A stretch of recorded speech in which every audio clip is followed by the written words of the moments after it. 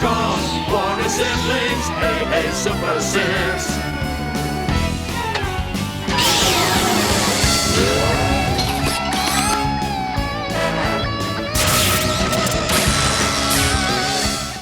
It can't be understated how much of a game changer Mighty Morphin Power Rangers was for Fox Kids. Before the live-action show unexpectedly became a phenomenon, Fox Kids was relying on animated comedies, mostly from Warner Brothers or its in-house Fox Children's productions. Sure, Batman had made the network competitive with Disney Afternoon on weekdays, and X-Men made them #1 on Saturdays. But those weren't completely indicative of the network's output, initially sequestered under the Fox Action Theater banner. After Power Rangers, superheroes and live-action shows were a decidedly heavier part of the Fox Kids programming mix, and ultimately came to define the network. But in that shift, some shows got caught in the crossfire, and no show felt it more than the show that was set to be Fox Kids' 1993-94 centerpiece, Animaniacs, the highly anticipated follow-up to Tiny Toon Adventures. This show got mountains of hype that summer, even getting promos counting down to its premiere on September 13th, 1993. Unfortunately, the premiere of Power Rangers 16 days prior to Yakko, Wacko, and Dot's escape from the water tower meant that Animaniacs kinda got lost in the shuffle. Oh, the show was popular. It was Fox Kids' #2 show that first year, and almost certainly would have been #1 if Morphin Time hadn't happened. But this was set to be the headliner, the big thing, and instead the spotlight was well and truly swiped.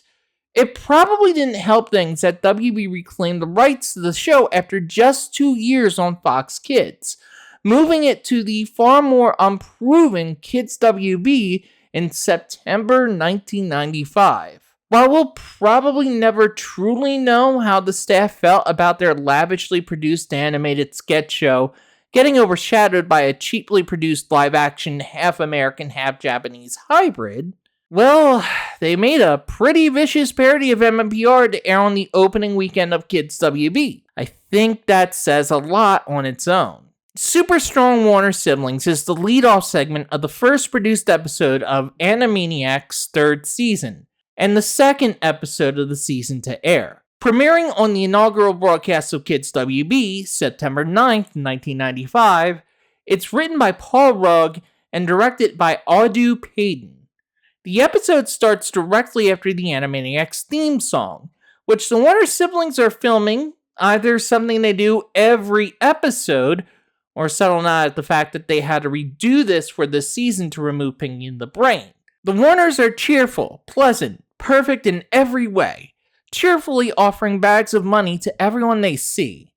But this pisses off the show's legally distinct evil sorceress, Reva.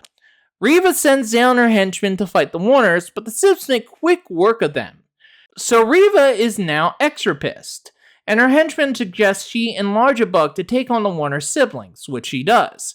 This interrupts the Warners' impressive presentation on quantum physics, as they have to go to the psychiatry department, which now looks a hell of a lot like a certain command center.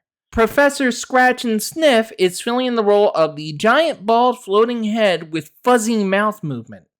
The Warners morph into action with the most bizarre spirit animal choices ever. Right!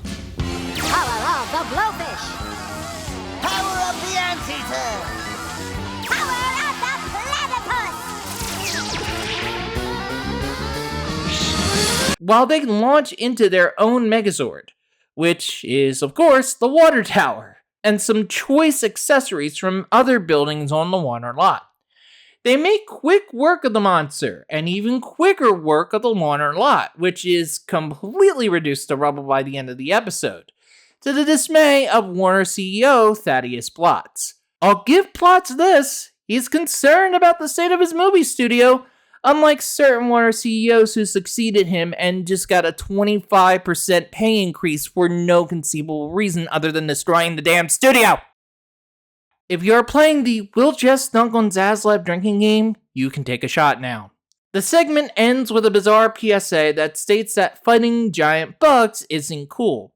Something that nobody on Earth will ever find useful, but that evidently provides some educational value after the 7 minutes of mayhem that we just witnessed. It's a breezy segment, and 1 of 4 in this episode. Animaniacs is a sketch comedy show after all, and rarely had episodes with full 22-minute segments. Instead, Animaniacs episodes are often packed with everything from full narrative stories to musical numbers to quick blackout gags. Super Strong Warner Siblings is the star attraction here, but I also don't want to ignore the other 3, so let's take a look at them. Nutcracker Slappy, written by the late Earl Kress and directed by Clayton Aldo Payton, focuses on Slappy Squirrel and her nephew Skippy, as they valiantly try to crack a really tough nut. This one's set to the Nutcracker Suite, and is the beneficiary of some pretty strong character animation by Wang Film, the studio that animated all the segments in this episode. Wacko's New Gookie, also written by Rugg and directed by Payton, centers on Wacko's quest to find a new funny face, or Gookie, because it's the new season, and he goes all over Hollywood to get some advice. This is basically just 5 minutes of celebrity impersonations. And finally, the Warners sing about the Northridge earthquake in the show closing, A Quake, penned by songwriter Randy Rogel and directed by Al Ziegler. I think the aim on that one is a tad off, guys. These segments illustrate 2 axioms about Animaniacs. 1, how strong and varied the show could be in its writing, character selection, and even format. And 2, how easy it is for one sketch or segment to dominate an entire episode. Granted, that's a risk in all shows with multiple cartoons per episode, but it feels especially acute with Animaniacs. For good reason. Sketch comedy shows, by their very nature, do not have a very high batting average. You're going to get some duds, but also on occasion you'll get something so good that it overshadows everything else in the episode, even if the episode itself is pretty strong overall. Case in point, this episode. If you watch this episode, you probably have no idea that other segments aired during it. You probably just remember Super Strong Warner Siblings. It's just such an irresistible presence. Paul Rugg is one of the most important writers on the Animaniacs staff, writing 43 segments during the show's entire run. But you don't know him from his writing work, or even from Animaniacs. No. Rugg was the lead voice, literally and figuratively, of perhaps the most brilliant show to ever air on Saturday morning television, Freakazoid. Hey Dexter, you little nimbus! Come on out! It's time for your 2 o'clock arm punch! Ah, it's the blue guy again! Let's wrestle! Can you sing the lyrics to I'm a Tugboat, Call Me Mel? Try it! I'm a tugboat! Ow! Ah, that was a tough one, because I just made up that song. See ya! Freakazoid is one of my favorite cartoons of all time, and I'd eagerly love to revisit it for a pick of the week. You can send $50 to paypal.me/HulkyD. Just note your name, the show you want me to cover, and the episode you want me to review. What? I'm broke and jobless, and a girl's gotta make rent somehow. Anyway, Rugg is still a very prolific writer in animation. He's worked on shows like Hysteria, The 7D, Scooby-Doo Mystery Incorporated, and my dear beloved Looney Tunes show. He's an even more prolific voice actor, with recent credits including OKKO, We Bare Bears, and Earth to Ned. Most notably, he recently reprised the role of Freakazoid in a special episode of Teen Titans Go, the closest thing to a modern version of Freakazoid, and a show that, in my opinion, gets entirely too much hate. The segment is directed by Aldo Payton.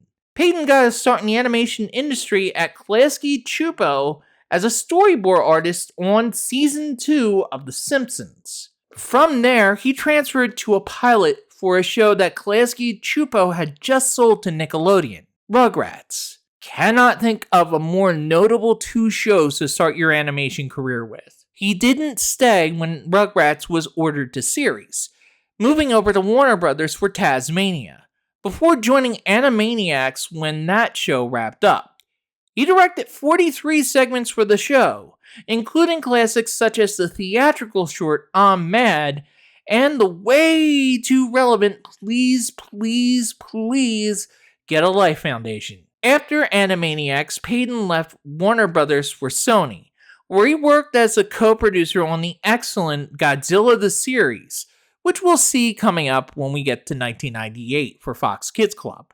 More recently, he was a key executive producer for many of the Monster High shows and movies of the early 2010s. Super Strong Warner Siblings is a very fun and very funny segment. Is it an example of an episode that's sort of a take that to a popular competitor?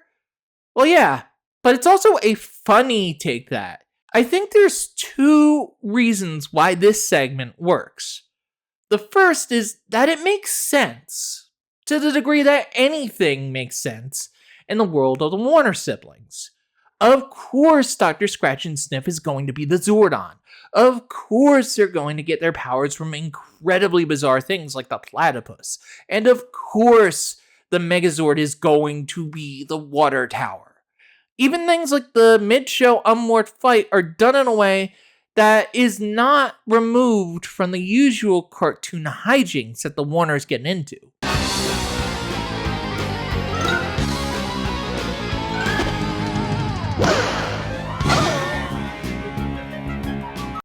But I also think it's pretty obvious that Rugg actually watched quite a bit of Power Rangers episodes when coming up with the script.